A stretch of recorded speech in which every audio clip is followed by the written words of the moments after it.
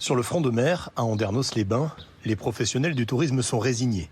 Ils n'imaginent même plus rouvrir avant la fin du mois de juillet.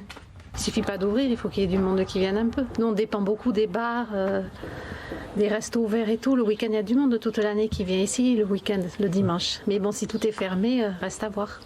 Ici, on imagine le pire pour les mois à venir. Personne ne sait quand l'activité va redémarrer.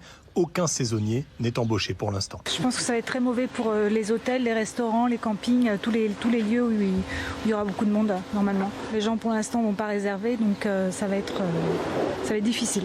Alors les réservations sont au point mort pour cet été, mais ici on s'inquiète aussi pour l'avant-saison. Effectivement, entre la plage et la rue Pitonne, la plupart des commerçants font 30% de leur chiffre d'affaires sur les ponts du mois de mai. La plupart n'ont pas de fonds de trésorerie permettant de tenir plusieurs mois. Donc du coup, certains essaient de trouver des solutions annexes, mais ces solutions annexes-là, ces aides de l'État ne sont pas valables pour tout le monde.